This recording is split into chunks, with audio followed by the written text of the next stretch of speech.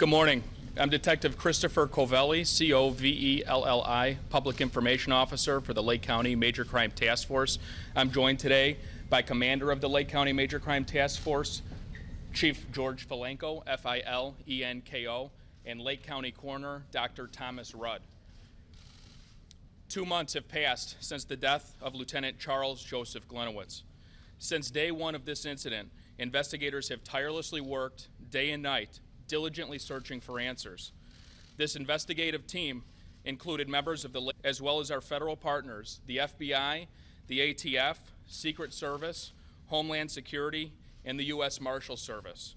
This was an extraordinarily complex investigation. Lake County Major Crime Task Force, as well as our federal partners, the FBI, the ATF, Secret Service, Homeland Security, and the U.S. Marshal Service.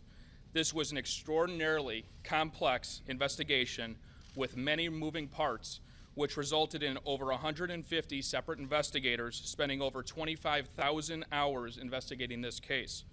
Over 430 leads were examined. Over 250 pieces of evidence were collected and submitted to local and federal crime labs for analysis. Thousands of pages of financial documents were reviewed. Over 6,500 pages of text messages were reviewed just from Lieutenant Gliniewicz's personal cell phone. Over 30,000 telephone numbers were reviewed for comparison. Over 40,000 emails were reviewed.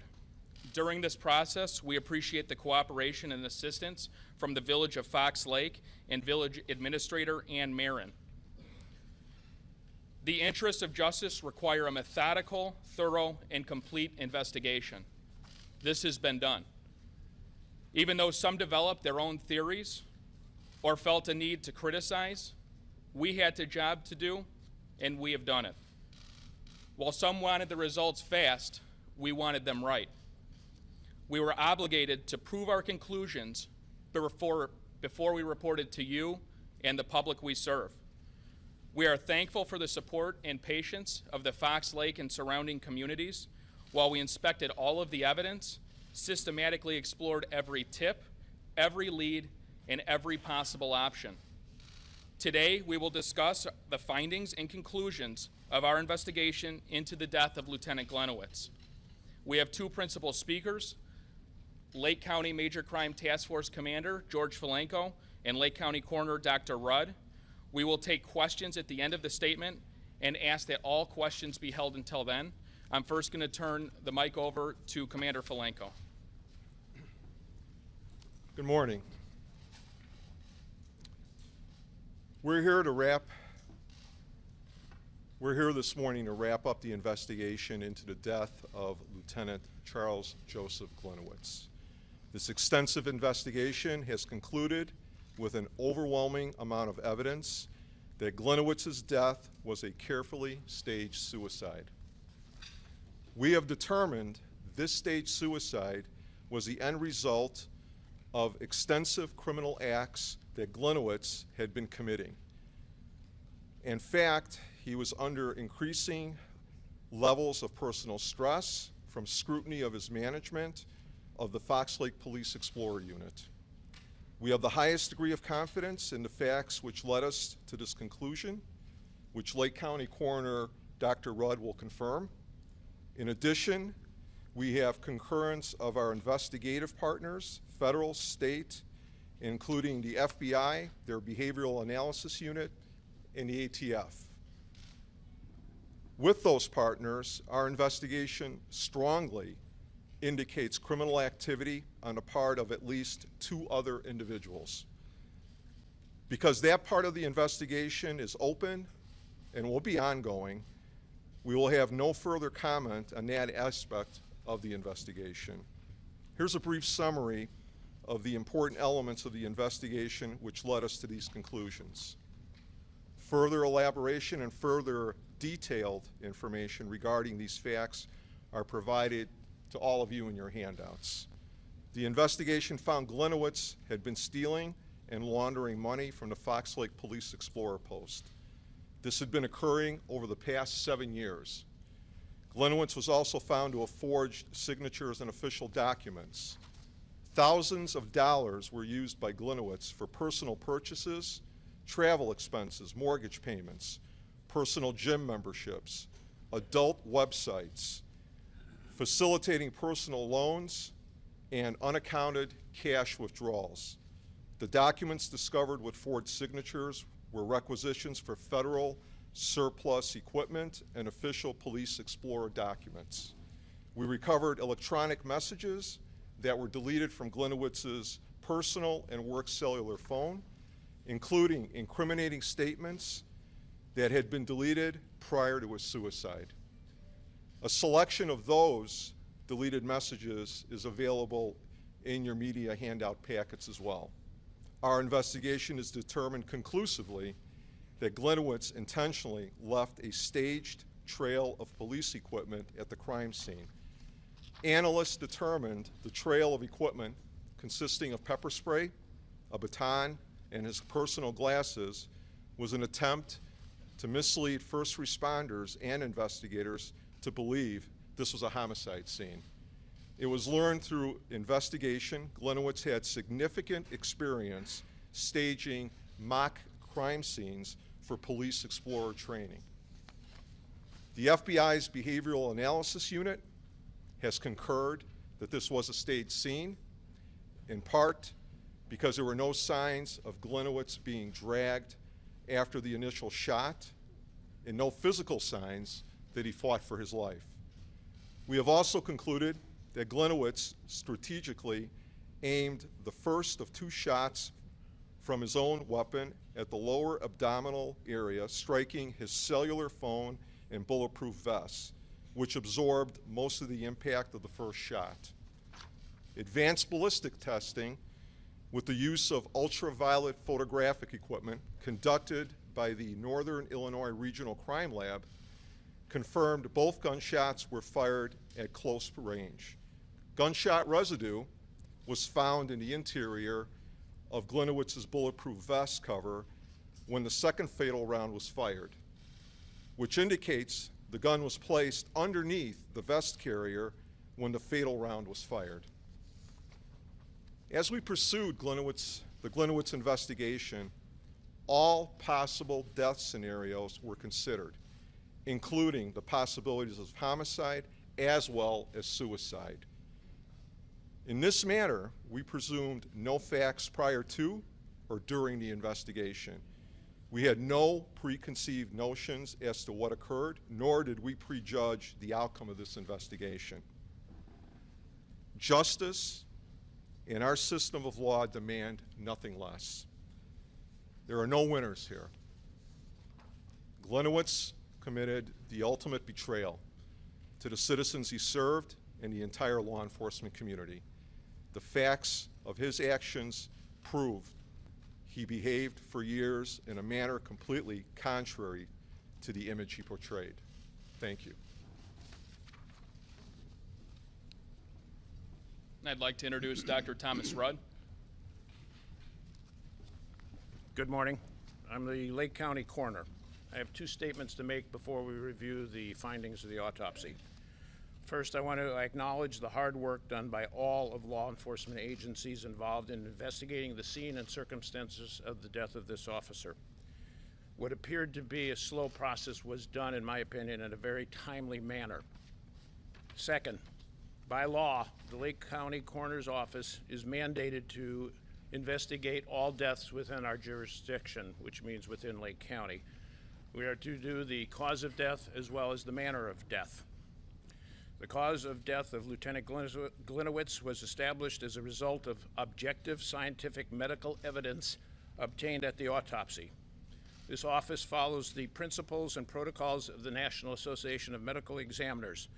The cause of death was published earlier, approximately 10 days after his death by me in a newspaper article that said there was a catastrophic gunshot wound to the torso. We can now expand on that. As Chief Valenko said, this appears to be a staged suicide, and the first shot hit his right chest region. It went through the phone, lodged into his bulletproof vest. It did not penetrate his skin. Therefore, it did not penetrate any body cavity. either the pleural or the abdominal. It was just below the right costal margin, or just below the rib cage. However, it did cause a bruise that measured 4 inches by 4 inches. It was reddish pink, indicating a recent injury by the bullet. Excuse me. This means that the small blood vessels ruptured in the superficial surface of the skin. These are the capillaries that are easily damaged. The fatal catastrophic gunshot wound, as Chief Alenko said, was in the left upper chest.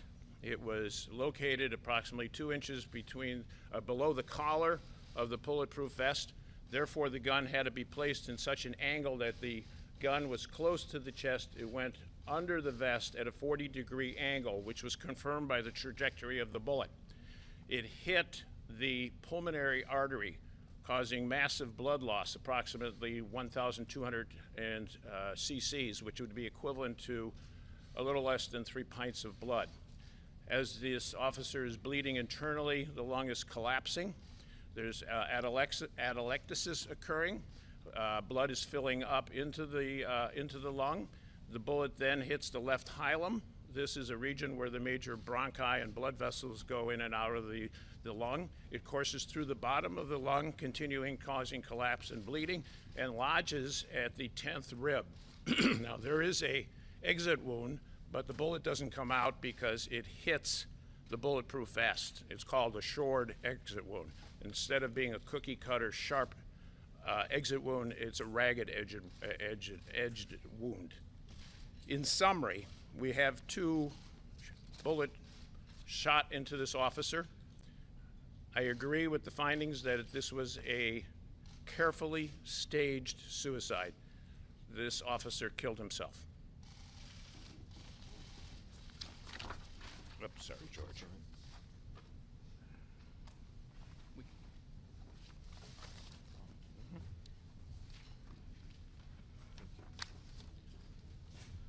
We'll open it up now for questions and answers, understanding the fact that there are criminal investigations ongoing from what we've learned from the investigation into Lieutenant Gliniewicz. We ask that media personnel here raise their hands just so we can answer everybody's questions in a timely fashion. Chief? Sir. Was it your sense that investigators were closing in on him? Tell us specifically what you believe was the pressure point that led to the suicide. I think it was a culmination of issues over a 6-month period. That's what we learned in great detail from the text messages that we recovered in that 6,500 pages of text messages, combined with bank records, thousands of pages of those that were analyzed by an FBI forensic accountant at our request. So this process probably began about 6 months ago and then culminated to a peak within the week of the staged suicide. Commander, Yes, sir. could address the fact that for many of us, phone calls were coming in within 24, certainly within 48 hours, raising the word suicide. Certainly that must have come up in your task force. During this time, a massive community memorial service was held, an honor funeral, which was attended by thousands of police officers, hailing him as a hero. Some in the community would probably ask you at this point how you could allow that kind of thing to happen when questions were being raised about the veracity of the crimes so occurred. Would you address that? The question is, and I'll surmise it for those in the back, is how we could allow a massive tribute to occur when there were rumors spreading throughout the community that this might be a suicide. It would be irresponsible on our part not to conduct a thorough and detailed investigation. And in the first several weeks of this investigation, there was nothing that we had that was leading us towards determining this as being a suicide. We conducted a thorough and detailed investigation that ultimately, with the support of the FBI, who worked with us lockstep, and other federal agencies by providing us support and all this information, that ultimately led us to this conclusion. And you pretty much right away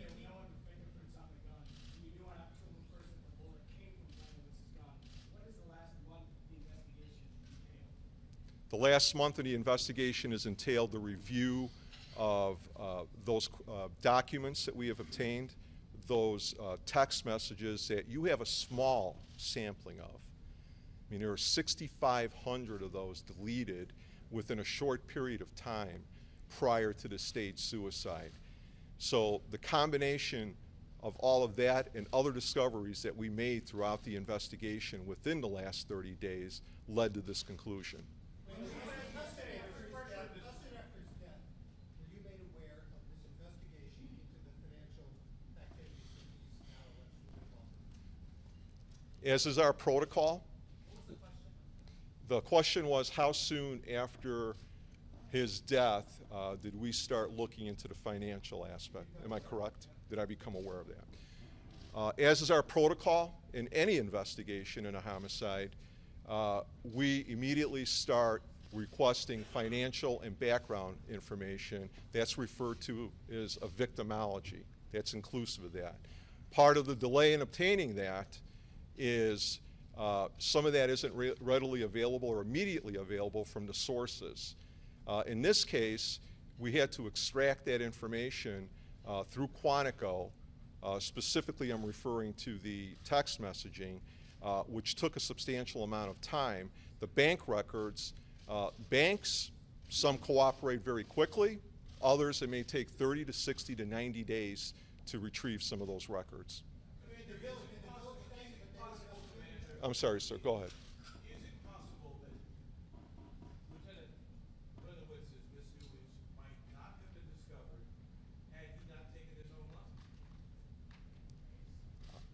I can tell you that eventually they would have been discovered, because regardless of the fact that Lieutenant Gliniewicz staged his suicide, the village of Fox Lake had begun conducting a thorough internal audit of all of their assets.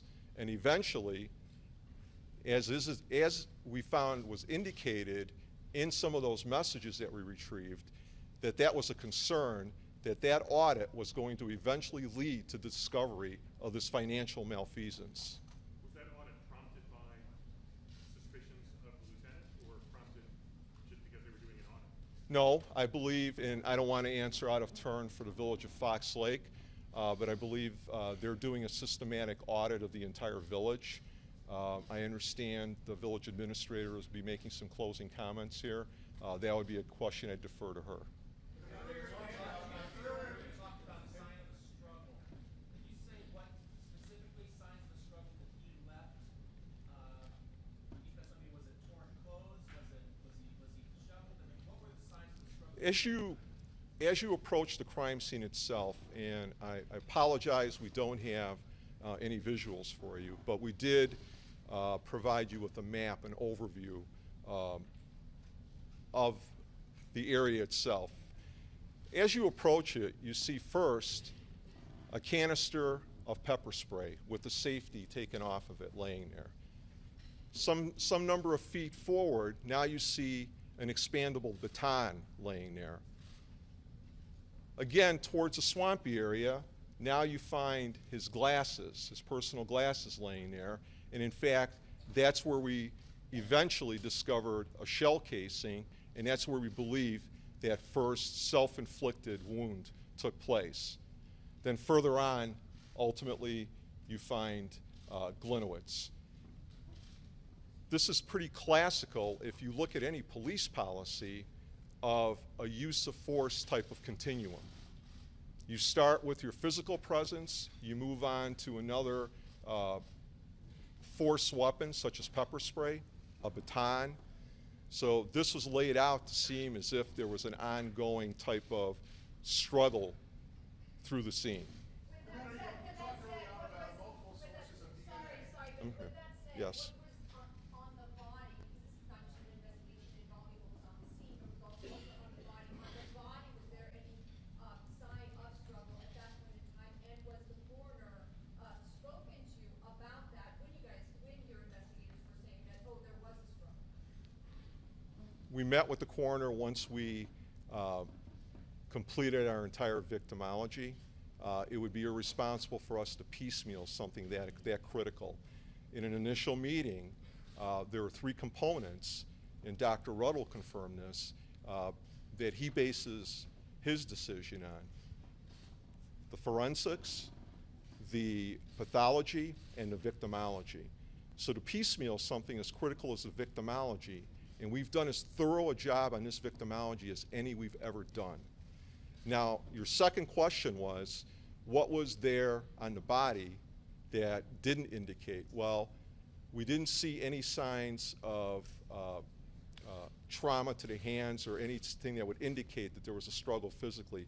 The uniform was not disheveled.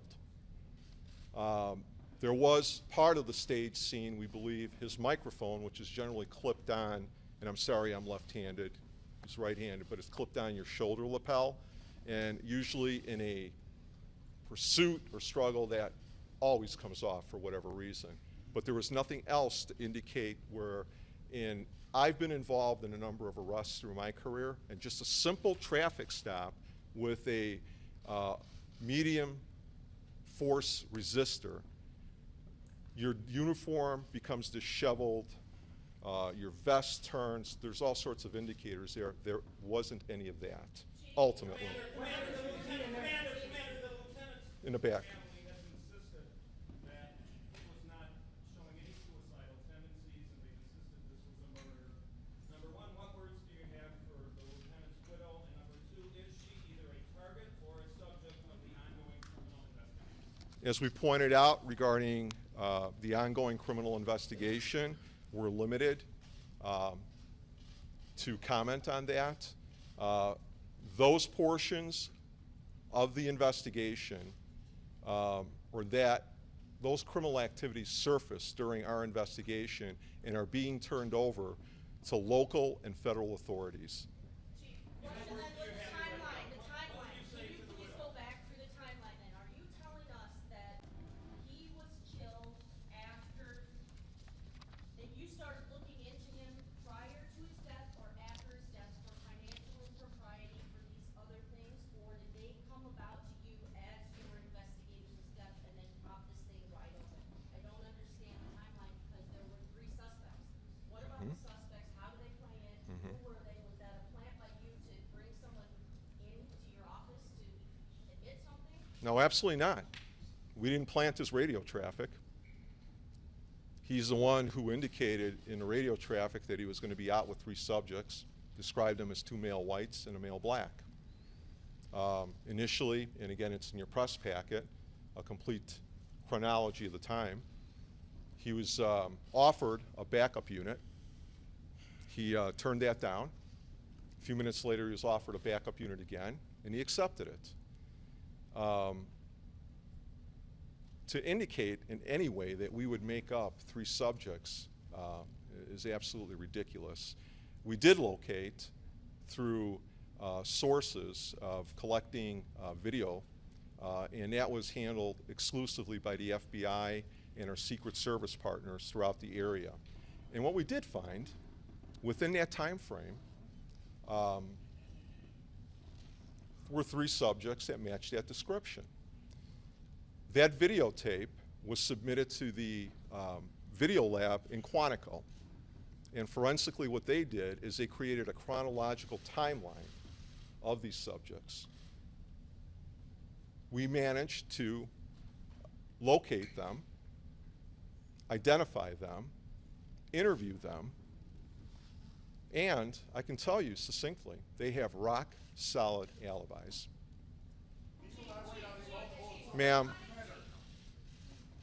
Do you feel like you have misled the community in any way by constantly insisting at press conference and other events that this was a homicide and that you're continuing to look at it as a homicide, never even mentioning suicide unless somebody brought it up? Feel like you misled the community? No. And I'll tell you the reason for that is because we were considering this a homicide. What we did at every one of these news conferences indicate that nothing was off the table. And up until all of this information started coming together, which again, I will tell you, took several weeks. Then we started concluding and moving towards the suicide. Chief, I think we all find this very difficult to believe, that there was an investigation going on. You knew there was an investigation going on. It was called into the village manager's office the day before the suicide. You knew all of this, and yet you saw some of this evidence and some of it that didn't make sense. And you still insisted for 2 months that it was a homicide investigation first. How could you do that to the public? The people who drank the Kool-Aid, the people who said, I'm gonna, give money to this GoFundMe account. This is a hero, and you kept it for 2 months when you did know that that was a very, very strong possibility. How could you do that? I can completely disagree with you. We did not know. We were investigating this as a homicide. I don't think that's an appropriate question. It is a totally appropriate question. I don't believe it's a very, it's, I'll answer the question if you give me a chance.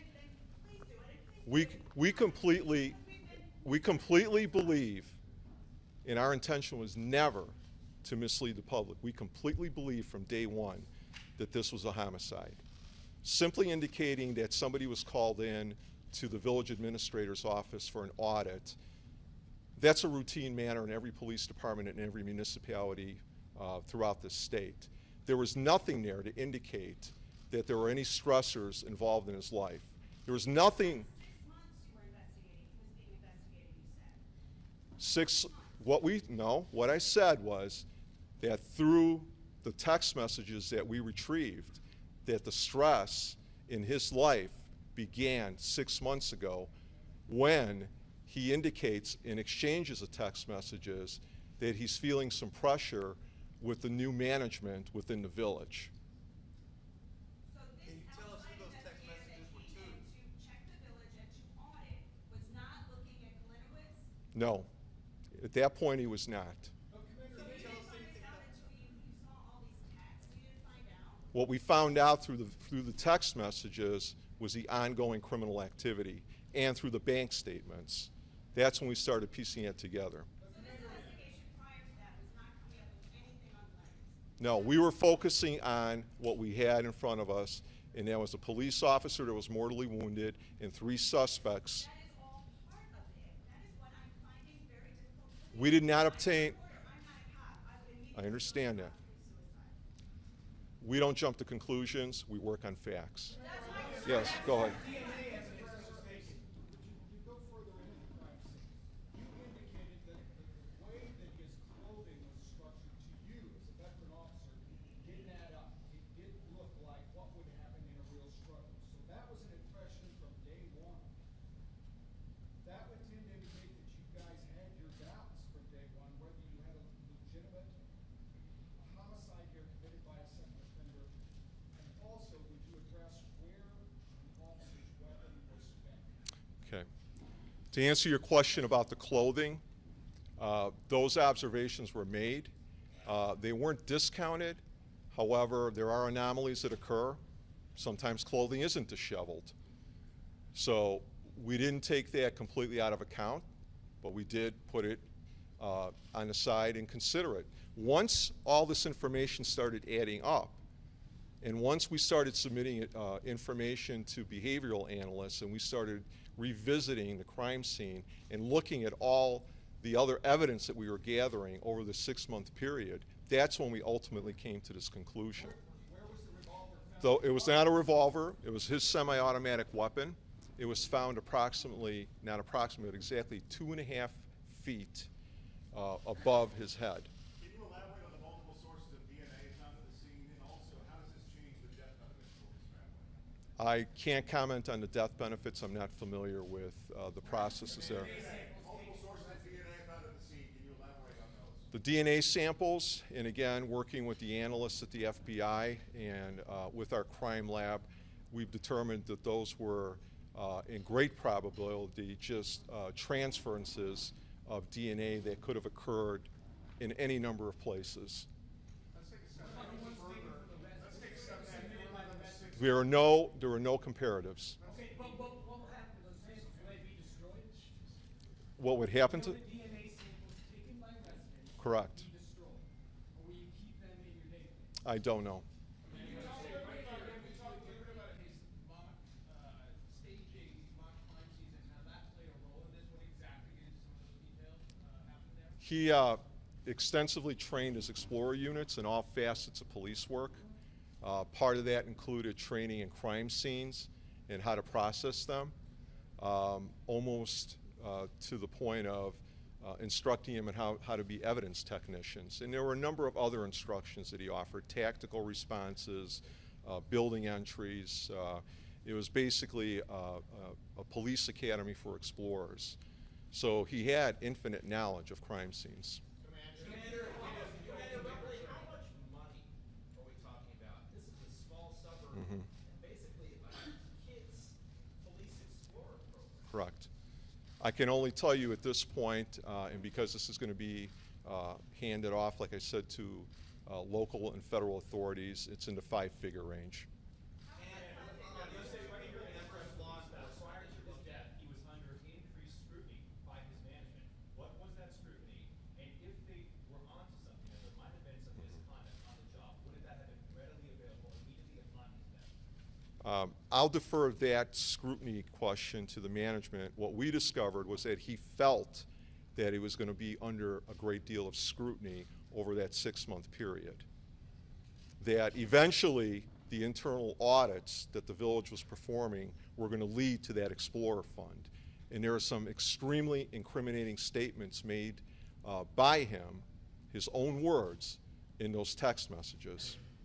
Chief, the evidence that was left at the crime scene, the baton, the pepper spray, how long of a trail in feet are we talking? Pepper spray, initially from the point of entry to the trail, is, I'll estimate maybe 25 feet. The baton is another 35 feet. The glasses are probably another 75 to 100 feet, and then ultimately where he inflicts the mortal wound is probably about 300 feet. So these pieces of evidence are spread over how many feet altogether? About 275 then? I'm sorry. The pieces of evidence from the first item to his body, it sounds like 275 feet. Approximately, I'd say a little closer to 350. Sir, let me just answer this gentleman's question. There's a North Shore voice, and I have an etiquette, and I apologize for having it. It's a known fact that he was working internal affairs, going to bars, learning things in the area, going up to Wisconsin, coming back. Can you touch on and elaborate those facts and the stress that it put on him, aside from the press release, aside from the questions that you're answering? Now, we have no indication he was going up to Wisconsin in anything we recovered.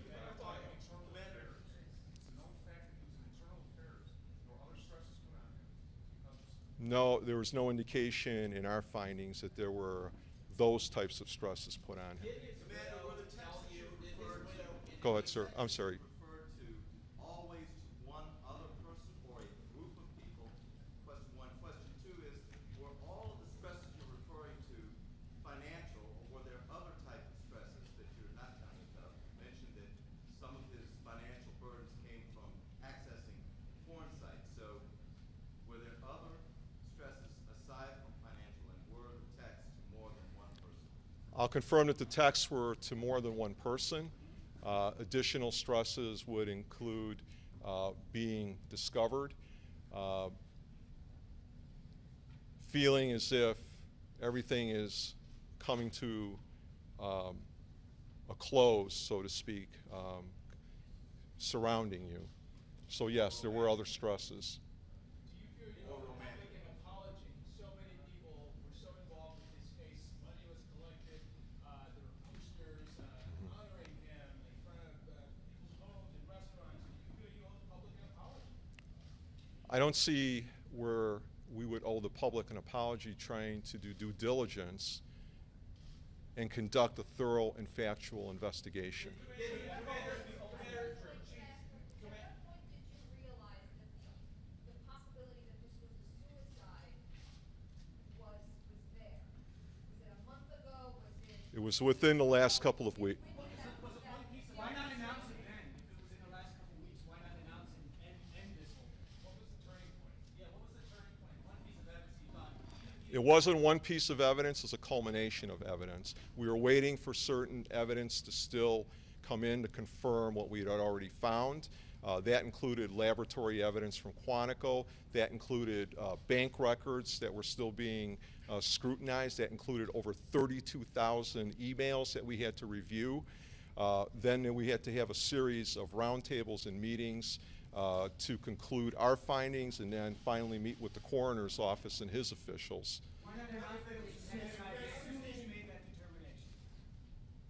We had to meet with the coroner and get his concurrence. At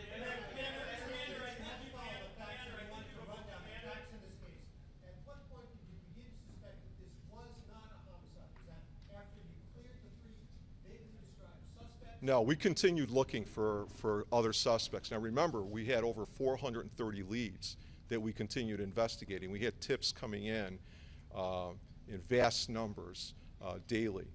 So we didn't exclude anything. We had to track every one of those leads, every one of those tips.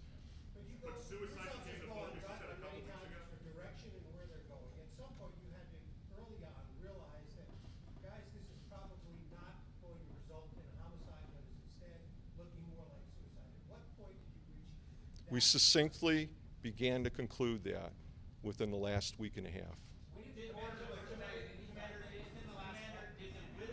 his widow indicate to you that she was aware of the theft of funds, and do you believe she was aware? Again, I'll defer that to the continuation of the investigation. Those are facts that other criminal justice agencies. Yes, she did cooperate with us. It took you weeks to announce that he was at the crime scene up to 26 minutes before he radioed in. In fact, a member of the media had to ask you that, and you said that's a good question. In fact, you'll reveal that. Were you intentionally withholding that crucial piece of information, and why? We weren't intentionally withholding it. We do withhold information based on the fact that we're still conducting an active homicide investigation, and we do want to withhold facts that only the victim, the investigative unit, or the offender or offenders would know.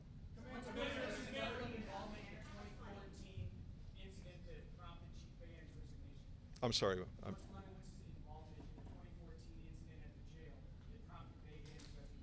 I don't have any information regarding it. I don't believe he had any involvement in that. No. Commander, is it fair to say that you and your fellow investigators were reluctant to come to a conclusion that this was suicide? And is it in any way personally embarrassing to you as a law enforcement officer and your fellow investigators to have to come to this conclusion? I'll answer that by telling you that we don't assume, we don't presume, we don't jump to conclusions.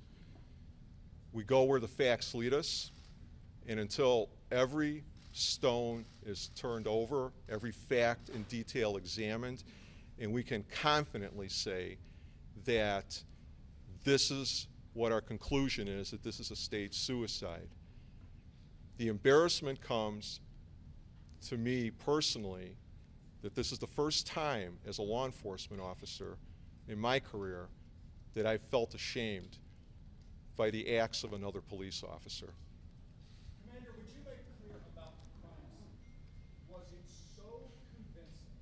Was the job that he did trying to set up this crime scene so convincing that veteran law enforcement officers arriving there would have thought that it was a homicide and that there were suspects on the loose? Part two, do you have a cost for this investigation? I don't have a cost for this investigation. I believe that any law enforcement officer with investigative experience would not have jumped to any conclusions, would have seen that what appeared to be a struggle of sorts, an ambush. We explored every possibility of what could have happened out there. We explored the fact that there could have been 3 subjects, there could have been 2, there could have been 1 subject that he had met there for a specific reason, and he was ambushed. But you had a massive manhunt Okay. during that time. Let me correct that. We, meaning the Lake County Major Crime Task Force, did not have a massive manhunt.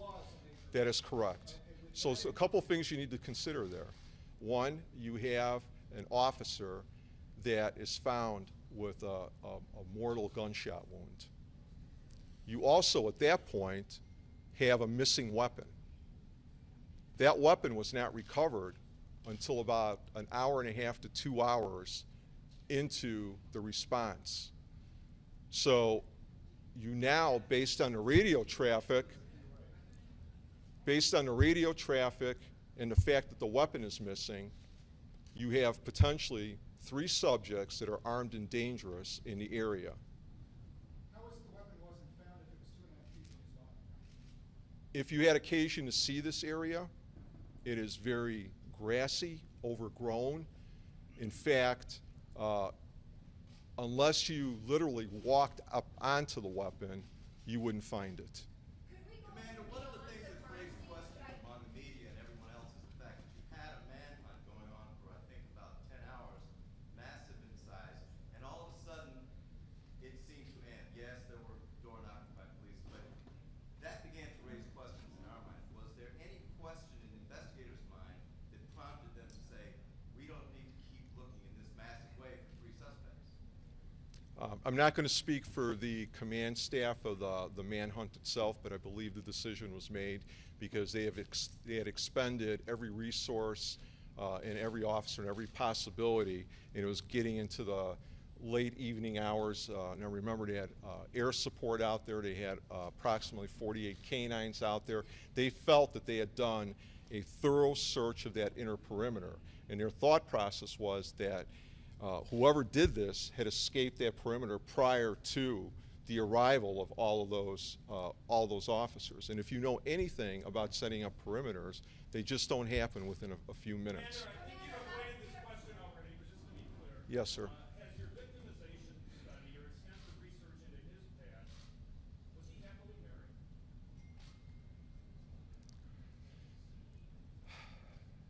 I'll leave that question for Mrs. Gliniewicz when you interview her. May I ask a question?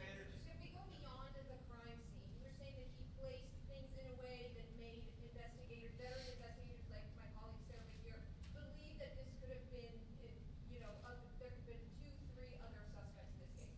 But how does he fool the coroner? When we're talking about a medical examination, what on the body, was there anything to indicate that there was some sort of altercation?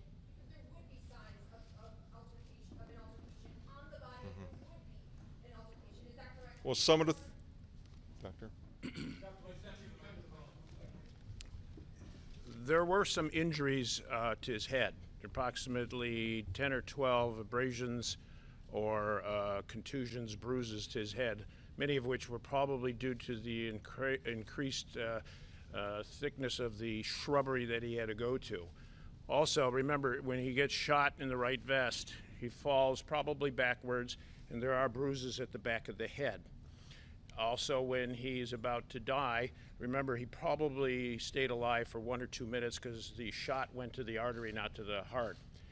So he probably staged where he wanted to go down, and he fell forward, so his nose is bruised. So there are blunt force injuries or external injuries to the head. No, there are no injuries to the arms or legs. The real question is, did he know an individual? When we look at this, did he know an individual, and then the individual got the best of him, and therefore there was no attack on him or defensive wounds on him?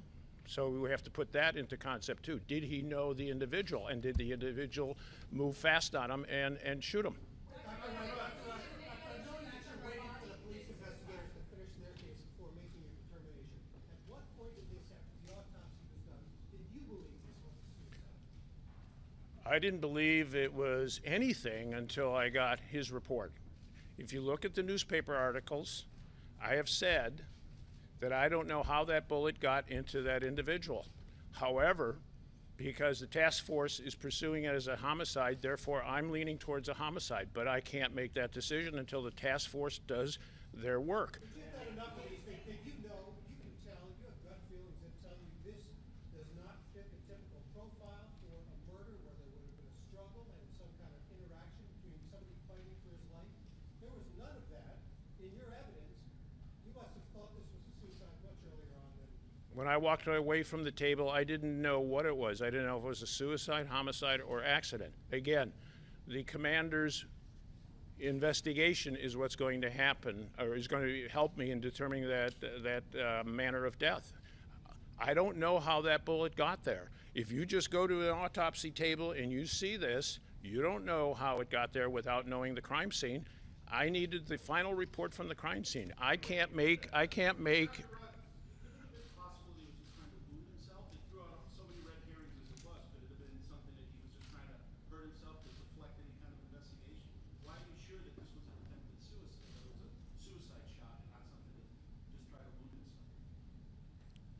Based on what the commander just said about his dealings with the explorers and the use of money, I would presume that this individual, the lieutenant, obviously knew he had legal problems.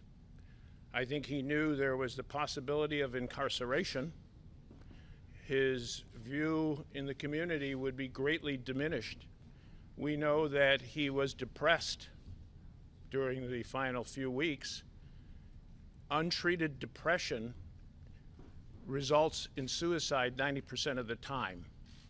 So based on that information, this to me is a suicide, not something they just decided to wound himself for some reason. Do any of the three of you have any regrets when this is all said and done about this intense investigation, the amount of resources allocated, the funeral, the support, your departments for a while seemingly not getting along with each other, this massive media presence, everything that went on? Does anybody have any regrets about how anything happened during the investigation? I have no regret.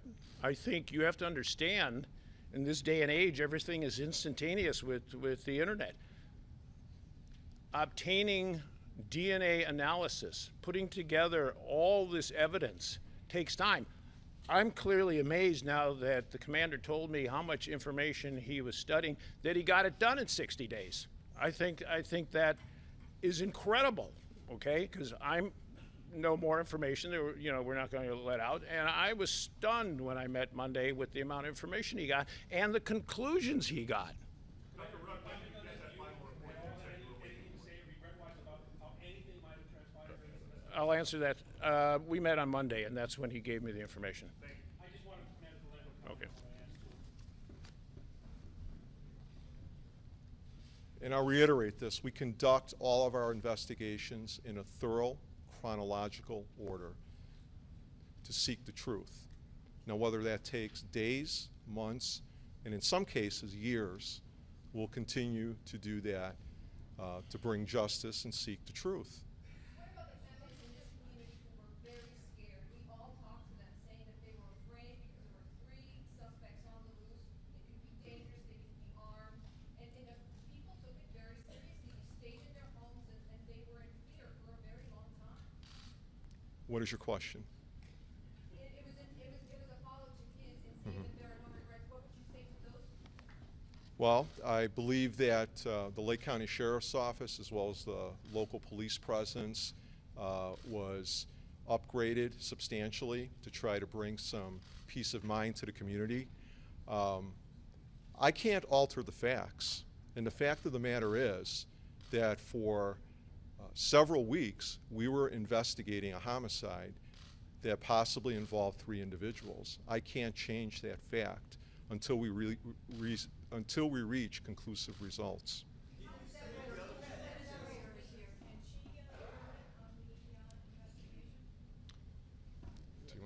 You know, let's do this. We'll take 2 more questions, and I believe the village administrator from Fox Lake has a statement she wishes to read.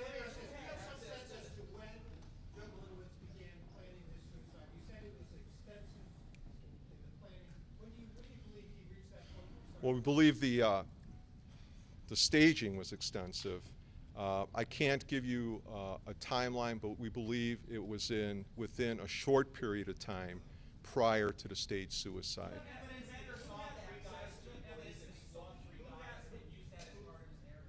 That's an extremely good question. The question was, do you believe at some point he may have seen 3 individuals? And that's where the thought process came in. Part of the review and analysis of what we did with the videotapes and locating those 3 individuals, there is a great possibility that Lieutenant Gliniewicz may have driven by those 3 individuals on his way to that scene. Okay. Okay. I'm going to introduce Village Administrator Ann Marin from the Village of Fox Lake, who wishes to read a statement.